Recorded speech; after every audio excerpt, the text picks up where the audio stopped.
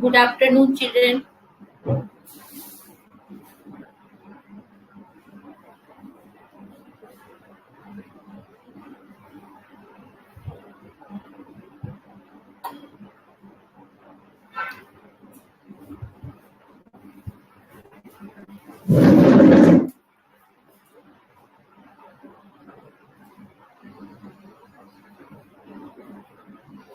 Today we are going to do chapter 13.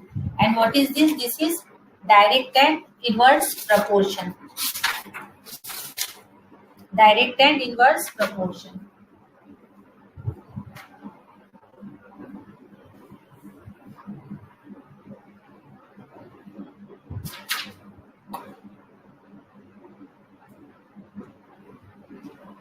पहले children समझेंगे हम लोग क्या है डायरेक्ट और इनवर्स प्रोपोर्शन. ओके, तो यहाँ पे देखो, जैसे सपोज करो आप 1 कॉपी लेने गए. ओके, और 1 कॉपी की प्राइस जो थी आपकी ₹5 थी.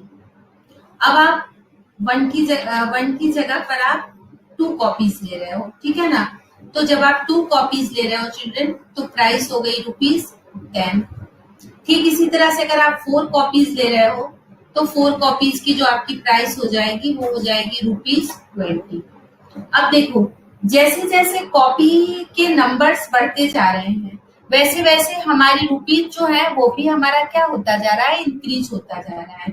अब सपोज करो number of copy upon price, या price upon number of copies रखते हैं. ज्यादा भी है बच्चों तो कॉपीज कर देते हैं. अब देखो फर्स्ट केस में 1/5, या हम इसको लिख सकते हैं 5/1. सेकेंड केस में आ जाओ चिल्ड्रन, तो 2/10, ये कैंसिल होकर कितना हो गया 1/5. और यहाँ भी वही चीज है 10/5. थर्ड केस में आ जाओ 4 ये रखा है हमने 4/20, 1/5, या 20/4. अब देखो आपने क्या देखा इसमें कि जब भी हम इनका रेशियो निकाल रहे हैं चिल्ड्रन, तो रेशियो निकाल रहे हैं तो हमारा रेशियो जो है वो हमेशा कांस्टेंट आ रहा है. When we have divided the either number of copies to price or price to number of copies, then in case ratio is constant. If this situation is come, then we have told this is the direct proportion. किसी भी चीज की rate either वो increase हो children या वो decrease हो, इससे कोई मतलब नहीं है. अगर हम सपोज करो कॉपी के नंबर्स कम करते चले जा रहे हैं, अगर हम कॉपी के नंबर्स कम करते चले जाएंगे तो क्या होगा, कॉपी के नंबर्स कम करेंगे तो प्राइस भी कम होता चला जाएगा. और नंबर ऑफ कॉपीज अगर हम इंक्रीज करते चले जाएंगे चिल्ड्रन, तो प्राइस भी इंक्रीज होता चला जाएगा. लेकिन अगर हम उनको डिवाइड करते हैं तो देखो इनके डिवाइड के बाद जो नंबर हमें मिलते हैं ये हमेशा एक कांस्टेंट नंबर होता है children. This number is constant in each case. So in this case we have said the given information is in direct proportion. Okay children, समझ में आ गया. हमारा जो पहला एक्सरसाइज है 13.1, ये हमारा डायरेक्ट प्रोपोर्शन का पार्ट है. और जब हम 13.2 करेंगे चिल्ड्रन, तो ये हमारा इनवर्स प्रोपोर्शन का टाइप होगा. So here it is it clear what is the direct proportion? When the ratio of anything, जो भी आपकी इंफॉर्मेशन गिवन है, and in all the cases if the ratio is equal or it is constant, then we have said this is in the direct proportion. अब इसी को अगर हम बदल ले बेटा, अगर हम रेशियो निकालें, जैसे सपोज करो यहाँ 4 के बाद यहाँ 20 की जगह हम 15 कर देते कि शॉपकीपर ने 4 कॉपीज को मुझे 15 रुपीज में ही दे दिया, तो ये हमारा इनवर्स होता है. बट हम इनवर्स की बात अभी नहीं करेंगे चिल्ड्रन, इनवर्स की बात हम बाद में करेंगे. अभी हम सिर्फ डायरेक्ट की बात करेंगे कि डायरेक्ट प्रोपोर्शन क्या होता है.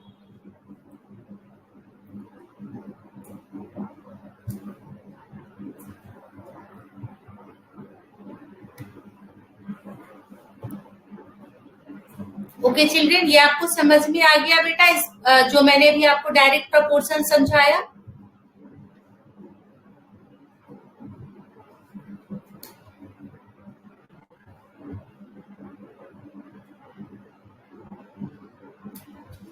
प्रियांशु, मैंने अभी जो ओरली आपको समझाया प्रपोर्शन की बात, वो आपको समझ में आया, यस और नो? अगर कोई भी चीज अगर सेम प्रपोर्शन में बढ़ रही है, सपोज करो कि अगर आप कोई भी चीज ले रहे हो, जैसे सपोज करो एक कॉपी ली 5 रुपीज की, 2 कॉपीज ली 10 रुपीज की, 3 कॉपीज ली 15 रुपीज की, 4 कॉपी ली 20 रुपीज की, तो क्या है, अगर आप इनको डिवाइड करोगे चिल्ड्रेन, तो डिवाइड करोगे तो हर बार प्रपोर्शन क्या आएगा आपका, हर बार प्रपोर्शन सेम आएगा। क्योंकि देखो यहाँ पे मैंने यही बताया है, एक कॉपी 5 रुपीज की, 2 कॉपीज 10 रुपीज की, 4 कॉपीज 20 रुपीज की। जब हमने डिवाइड किया ना चिल्ड्रेन, तो हर बार हमारा 1/5 आया। अगर प्राइस को ऊपर कर दिए तो हर बार 5/5 आया। तो ये क्या है, हाँ, हर बार अगर सेम आ गया तो इसे हम क्या कहते हैं, ये हमारा होता है डायरेक्ट प्रपोर्शन चिल्ड्रेन। और इसी से हम अपनी एक्सरसाइज 13.1 बनाएंगे। बच्चों, अब वीडियो क्लियर आ गया आपके?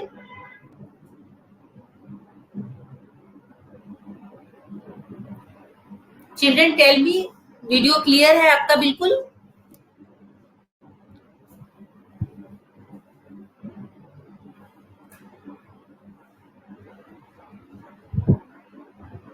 बाकी के बच्चे मुझे बताओ वीडियो क्लियर हुआ या नहीं?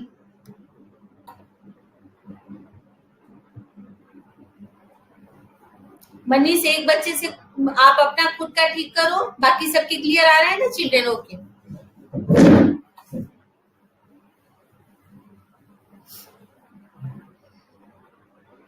फर्स्ट क्वेश्चन देखो हमारा क्या है।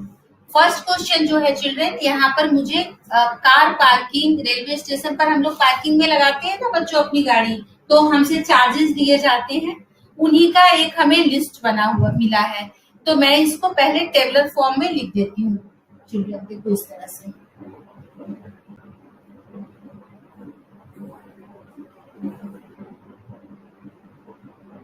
क्या क्या है, नंबर ऑफ आवर्स है ना, और पार्किंग चार्जेस है ना, नंबर ऑफ आवर्स, जितनी देर आपको मालूम ही है, जितनी देर हम गाड़ी लगाते हैं उतनी देर के उसी हिसाब से पैसे लिए जाते हैं हमसे। आप सबको पता है, रेलवे स्टेशन जाओ, बस स्टैंड जाओ, कहीं भी जाओ, अगर आप 4 आवर्स के लिए लगाते हो चिल्ड्रेन तो आपसे 60 रुपीज दिए जाते हैं।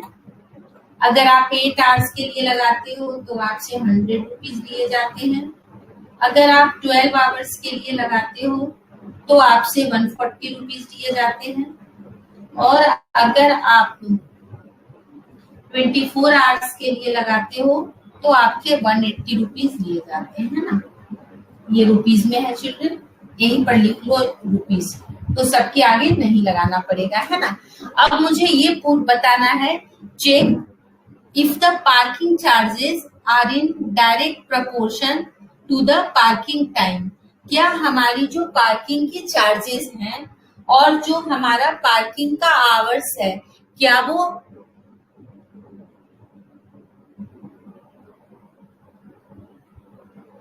मोहित, बॉक्स में मैंने बेटा ये लिखा है number of hours, number of hours, और ये है पार्किंग चार्जेस इन रुपीस। ये वाला है बेटा नंबर ऑफ आवर्स, और ये है पार्किंग चार्जेस इन रुपीस। लिख गया आप सबको? और बाकी बुक का जो आपका डेटा है उस डेटा को भर दी हूँ। 4 के लिए 60, 8 के लिए 100, 12 के लिए 140 एंड 24 के लिए 180। ओके, अब बेटा ये तो बहुत कॉमन बात है ना चिल्ड्रन, हम सबको पता है। आप जाते हो कहीं भी, पिक्चर हॉल में जाओ, मॉल में जाओ, कहीं भी चले जाओ, आप वहां पे अपनी बाइक लगा लो, आप अपनी वहां पे कार लगा लो, आपसे चार्जेस लिए जाते हैं ना चिल्ड्रन, बस वही है। अगर आप हाँ अभी तो हम करेंगे, प्रियांशु अभी सबको करके बताएंगे। हमें यही पूछा जा रहा है कि आप बताओ कि ये जो चार्जेस हैं और जो आवर्स के लिए हम रख रहे हैं, क्या ये डायरेक्ट प्रोपोर्शन में है या नहीं है। तो इसके लिए चिल्ड्रन अभी तुरंत मैंने आपको समझाया है, हमें क्या करना है, इनका रेशियो फाइंड करना है, ठीक है ना।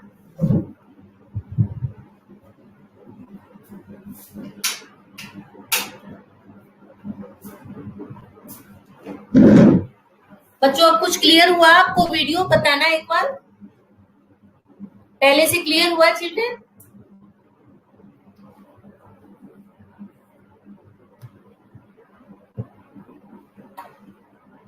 पहले ही क्लियर था या अब क्लियर है, ये बताओ।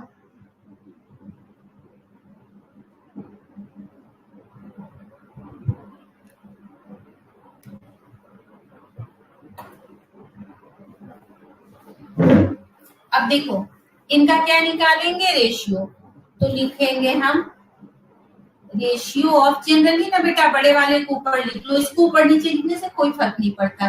Ratio of parking charges, ratio of parking charges to number of parking hours. अब देखो एक एक करके निकालते हैं चिल्ड्रन। सबसे पहले 60/4, तो 4 1 जा 4, 20 15, क्या आ गया 15। अब सेकंड में आ जाओ, सेकंड में क्या है हमारा 100/8, 4 2 जा 8 और 4 से 4 2 जा 8 एंड 4 5 जा 20, दिस इज 25/2। अब यही देख लो क्लियर नहीं हुआ। थर्ड वन क्या है हमारा, थर्ड वन है 140/12 करें इसको भी, 2 से ही पहले कर लेते हैं। 2 6 जा 12 और 2 7 जा 14 17, फिर 2 3 जा 6 और 35, ये क्या आ गया चिल्ड्रन 35/3। और एक और लास्ट बच गया 180/24, 6 से कर लेते हैं। 6 4 जा 24 और 6 3 जा 18, 3 और 0, अब 2 और 15, क्या लिखेंगे, कोई देख लो कोई किसी के इक्वल नहीं है ना, तो लिखेंगे रेशियो इज नॉट इक्वल, जो भी क्वेश्चन में कह रहा है, therefore these are not in direct proportion। और यही हमारा हो गया आंसर। बहुत इजी है चिल्ड्रन, है ना, करो इससे, हो जाए तो डन लिखना, फिर नेक्स्ट क्वेश्चन बताऊं।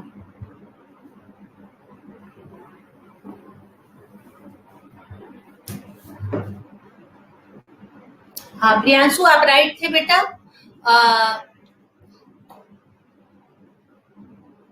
पहले भी आप राइट थे, लेकिन हमें इसको लिखकर बताना होगा।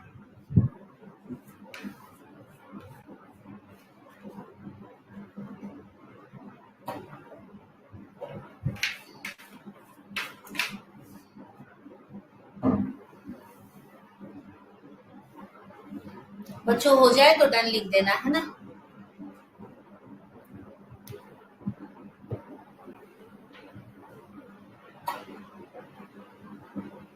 मनीष क्या आपके पास बुक नहीं है, आपके पास बुक है या नहीं Manish, tell me.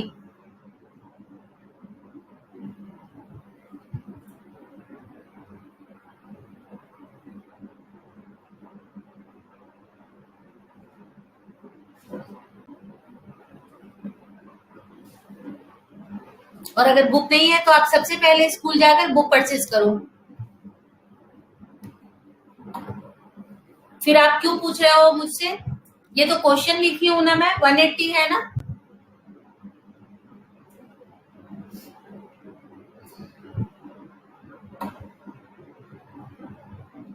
Okay, second question same है बेटा, लेकिन सेकंड क्वेश्चन में क्या है, यहाँ पे हमने डायरेक्ट निकाला था। A mixture of paint is prepared by mixing 1 part of red pigment with 8 part of base in the following table. Okay, find the part of base that needs to be added. अब ये समझो बेटा, जैसे suppose करो आप एक glass आप शरबत बना रहे हो, ठीक है ना, लेमोनेड बना रहे हो, तो एक ग्लास लेमोनेड में सपोज करो आप 1 टेबल स्पून ऑफ शुगर डाल रहे हो या 1 टीस्पून ऑफ शुगर डाल रहे हो, ठीक है ना। अब आपसे पूछा जाए कि अगर आप 8 ग्लास ऑफ लेमोनेड बनाओगे तो आपको कितने शुगर की नीड होगी। यही हमारा क्वेश्चन सेकंड है। जब हम कोई भी कलर मिक्सिंग करते हैं बेटा, तो कलर मिक्सिंग करने के लिए बेस लिया जाता है और उस बेस में पर्टिकुलर कलर को मिक्स किया जाता है। तो यहाँ पर जब हम कलर को तैयार कर रहे हैं तो उसमें हम 8 पार्ट बेस ले रहे हैं और 1 पार्ट जो है हम उसका रेड पिगमेंट ले रहे हैं। हमें इस टेबल को, हाँ Tanisha, ratio is not equal, ratio is not equal, therefore this is not in direct proportion. Okay, तो यहाँ पे हमें जो फिल इन दी ब्लैंक्स जो बना रखा है बेटा, उस ब्लैंक्स को भरना है और बनाना है, ठीक है ना।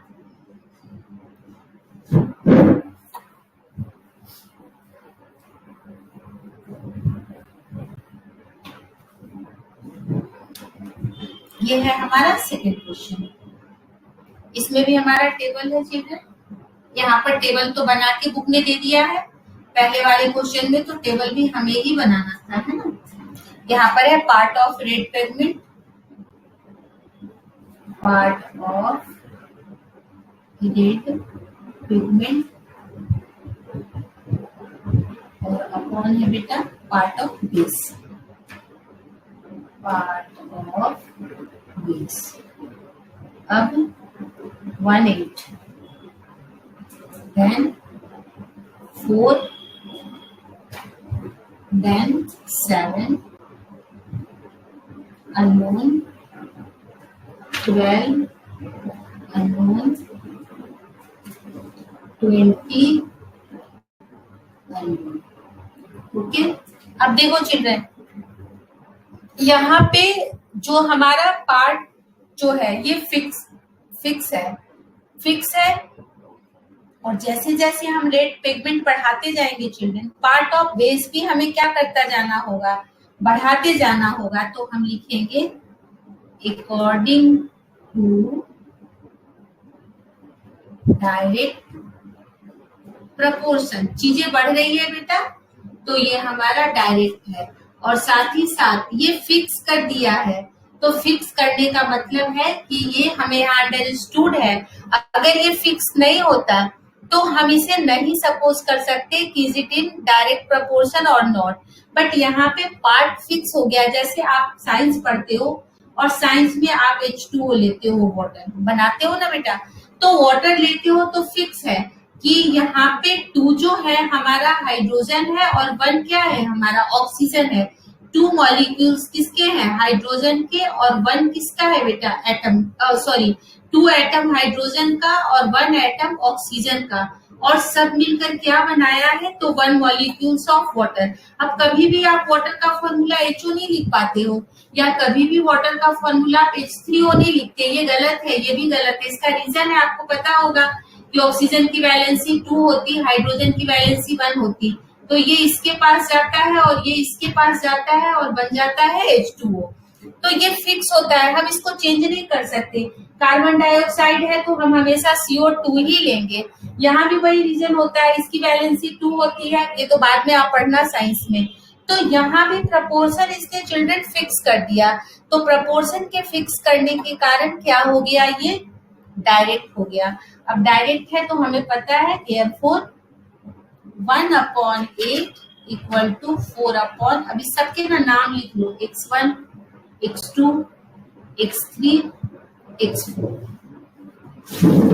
तो सबसे पहले पहला वाला हम निकालते हैं, 1/8 equal to 4/x1। This indicate x1 is equal to, बहुत इजी है चिल्ड्रन, बहुत इजी एक्सरसाइज है, 32।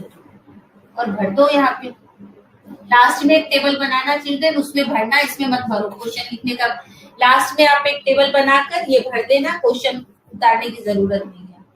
सेकेंड, फिर या तो हम इसी को लेंगे क्योंकि ये सब कांस्टेंट हो गया, 1/8 equal to 7/x2, therefore x2 is equal to 56। अब डायरेक्ट कर सकते हैं बच्चों, खुद कंप्लीट करो इसे। थर्ड कंप्लीट करो, थर्ड और फोर्थ, और मुझे आंसर बताओ। प्रियांशु आप हटा लो, आपने जो भी भेजा है चैट बेटा मैंने देख लिया, आप इसे रिमूव करो, बाकी बच्चों को करने दो। हाँ,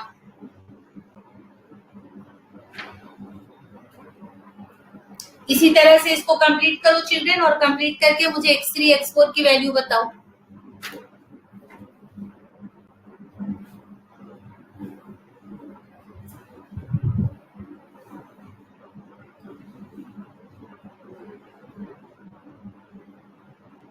फास्ट चिल्ड्रन।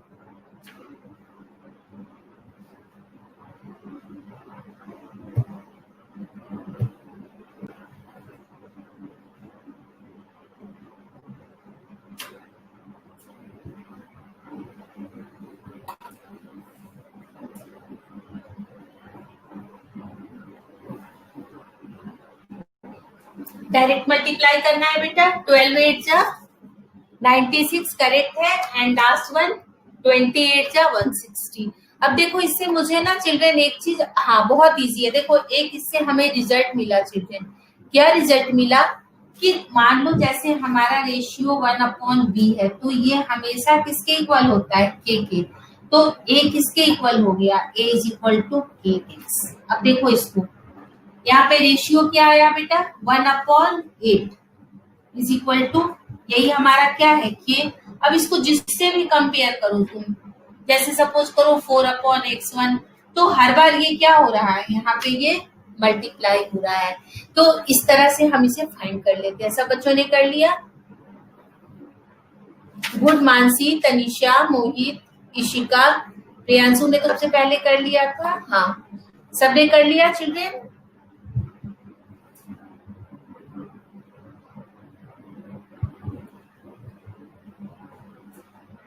गुड भाभी, राइट।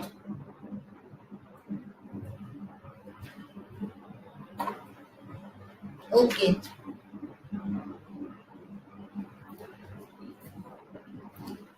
अब हम आ जाए क्वेश्चन नंबर 3।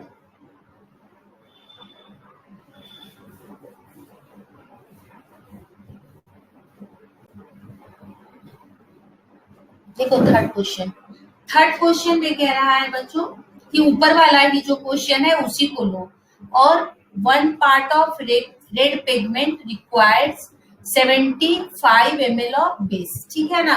तो हम यहाँ पर रेड पिगमेंट और नीचे हम बना ले, यहाँ पर कर लो पार्ट्स ऑफ रेड पिगमेंट और नीचे पार्ट्स ऑफ बेस, और टेबल में सॉरी इसको टेबल में डाल।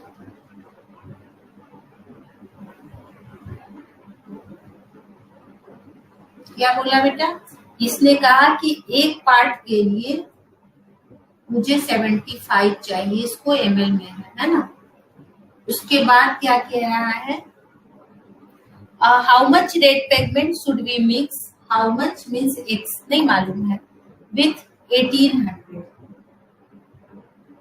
ओके, अगेन हम यहाँ पर क्या कहेंगे, parts of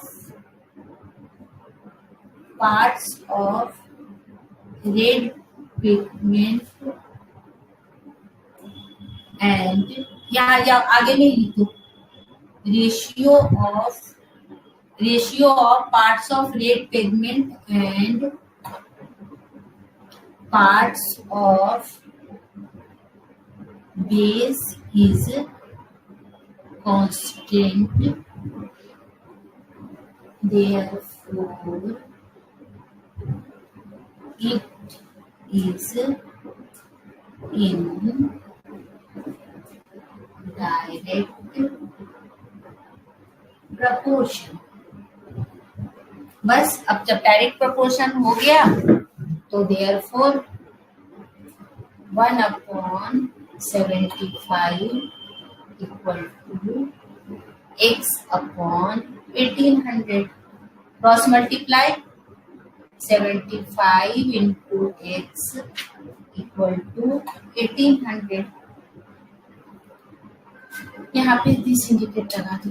therefore x is equal to 1800 upon 75। एक बार 5 से कर लो, 5 1 जा 5 और 5 5 जा 25, और यहाँ पर 5 से 5 3 जा 15 और 3 6 0। अब ये देखो 15 से जा रहा है, 15 2 जा 30 और 15 4 जा 26। कितना चाहिए बच्चों? 24। क्या है? पार्ट्स है ना, तो हमें चाहिए 24 पार्ट्स ऑफ रेड पिगमेंट। और ये हमारा हो गया। Okay children? हाँ करेक्ट है प्रियांशु। सारे बच्चे कर लो। देखो बोर्ड का पेपर है ना, तो इसलिए आपको रिटन पार्ट भी इसी तरह से एज इट इज करना है।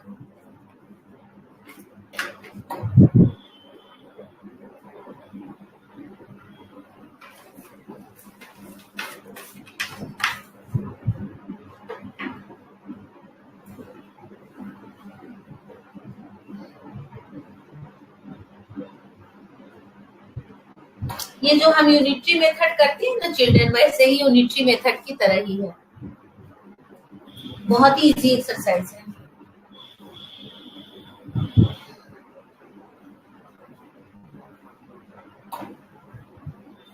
हाँ राइट तनीषा, राइट। सब बच्चे कर ले तो डन लिख देना बेटा, फिर आगे नेक्स्ट कराऊंगी, है ना।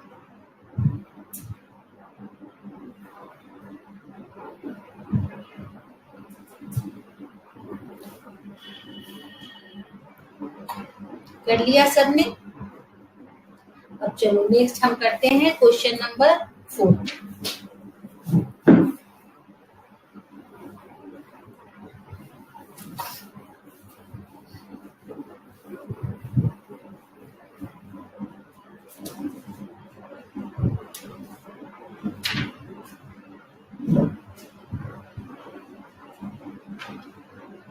देखो फोर्थ क्वेश्चन में कह रहा है a machine in a soft drink factory fills 840 bottles in 8 hours. ठीक है ना। नंबर ऑफ बॉटल्स और नीचे आ जाएगा हमारा टाइम टेकन। किसमें बेटा? In hours. और बना दे टेबल।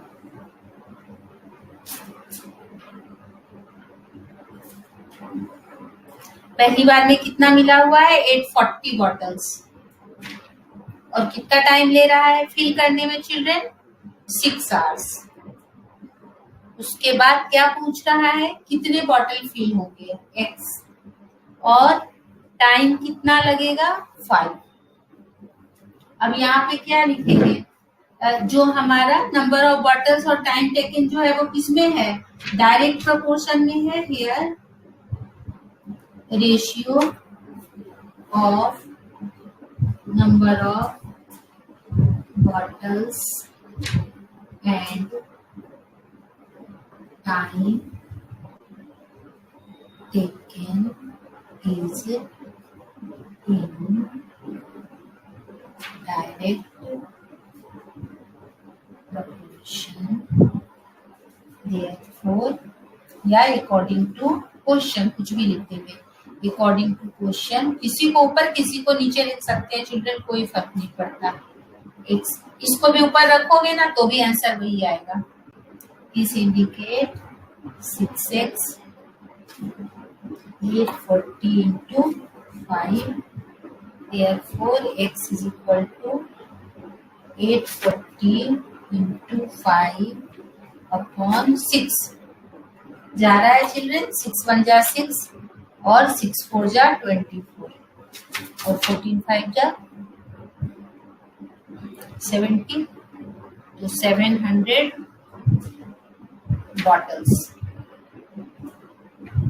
और यही हमारा हो गया आंसर। तो Nishika, very good children, it's very easy ना चिल्ड्रन, बहुत इजी है।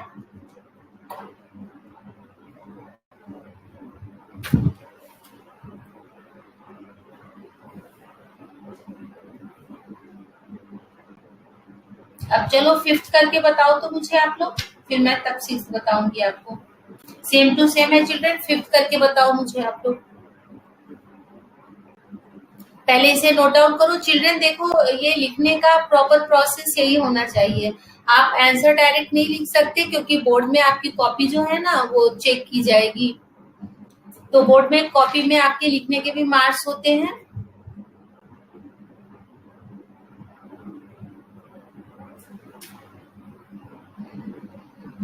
और what is the meaning of Priyanshu video class means? आप आना चाहते हो चैट पर, मैं आपको अलाउ करूं बच्चे?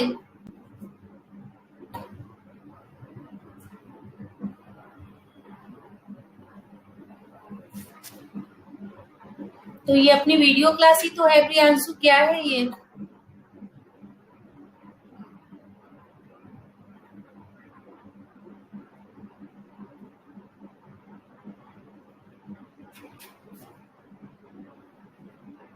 आपने अलाउ किया है? चलो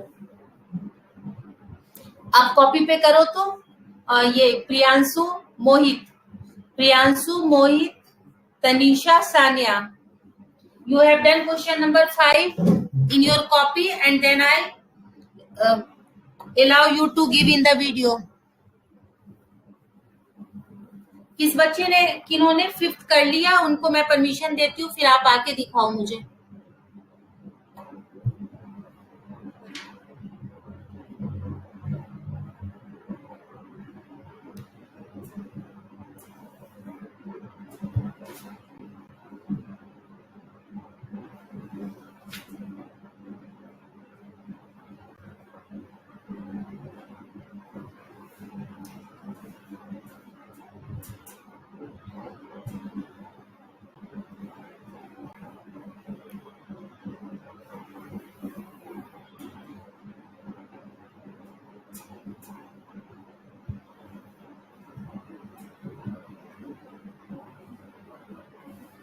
Priyanshu accept the video calling. Priyanshu आप एक्सेप्ट करो।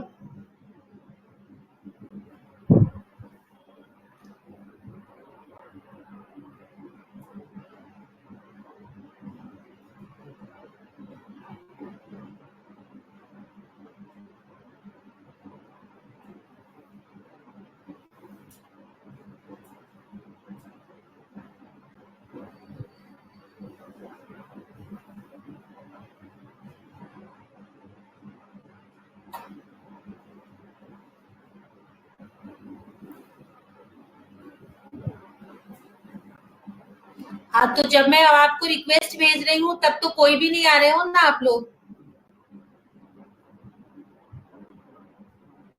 नेक्स्ट क्लास में, ओके।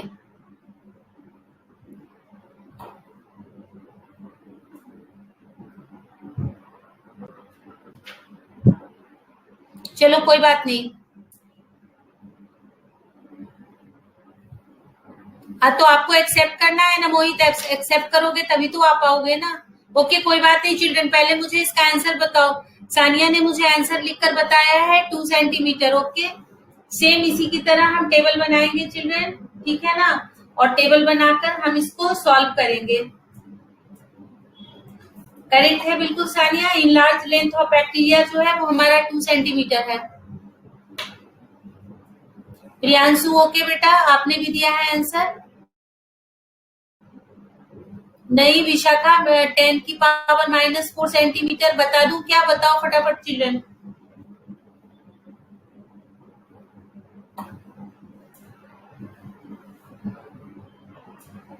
ये एक्चुअल में क्या है? सेंटीमीटर था, तो सेंटीमीटर को चेंज कर लिया हम लोगों ने, ठीक है ना। दो, हाँ, एक आंसर 10 की पावर -4 है और दूसरी बार ओके तनीषा।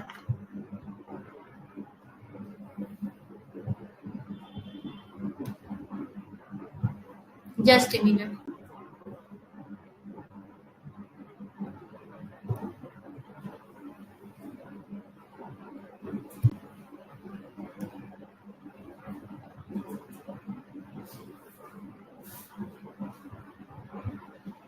आपको एक्सेप्ट करना होगा तनीषा, आप एक्सेप्ट करो फिर तब आप आ पाओगे बोर्ड पे।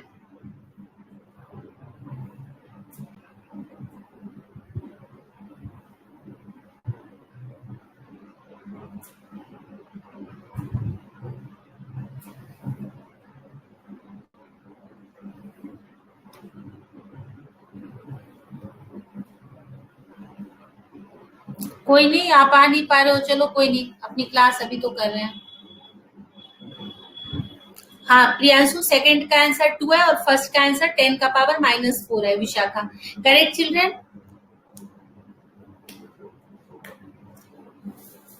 देखो 6 क्वेश्चन अब मैं एक्सप्लेन कर रही हूँ। In model of a ship the mast is 9 centimetre height. जो शिप के ऊपर वो जो लगी रहती है ना, पाल जिसे कहते हैं हिंदी में, उसे इंग्लिश में मैस्ट कहते हैं।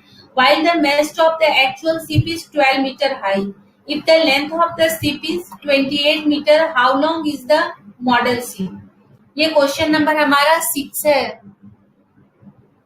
अदिति तुम्हें बताऊं? ओके बेटा बताती हूँ। पहले मैं बच्चों 5th बता देती हूँ इसको, फिर मैं 6th बताती हूँ।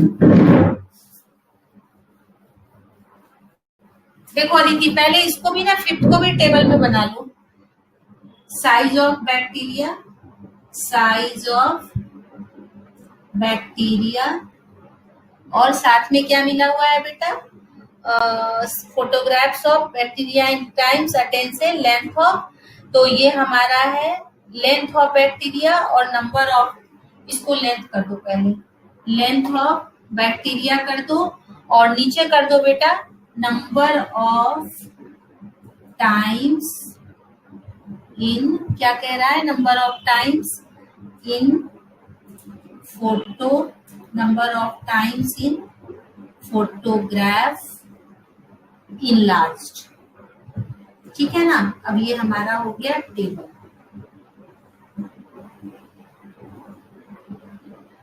अब इसमें पहले भर लेते हैं। लेंथ ऑफ बैक्टीरिया कितनी है चिल्ड्रन? तो लेंथ ऑफ बैक्टीरिया है हमारा 5 सेंटीमीटर, और ये सेंटीमीटर में है। और कितना इनलार्ज हो रहा है ये? तो ये इनलार्ज हो रहा है 50,000 टाइम्स, 50,000 टाइम्स। फिर क्या कह रहा है? What is the actual length of the bacteria? क्या होगा लेंथ ऑफ बैक्टीरिया? ये x। अगर ये क्या हो जाए, इनलार्ज 20,000 टाइम्स, कितना टाइम्स हो जाए? 20,000 टाइम्स इनलार्ज। तो 2 है बेटा, एक तो यहाँ पर x के नीचे ये मालूम करना है, और दूसरा जो है y के साथ यहाँ पे है 20,000। ये तो आपकी हो गई टेबल। ठीक है ना। अब हम एक एक करके निकालेंगे। तो एक एक करके निकालेंगे, लिख देना पहले this is in direct proportion. तो 5 यहाँ पे लिख देना अकॉर्डिंग टू क्वेश्चन। टाइम हो गया है हमारा 5/50,000 इक्वल टू x/1। तो ये देखो 5 से यही कट गया, 1 2 3 4। Therefore x is equal to 10, 1/1 2 3 4, and this is 10 का पावर -4 सेंटीमीटर आंसर। अब इसी तरह से अदिति सेकंड भी फाइंड कर लेना है ना।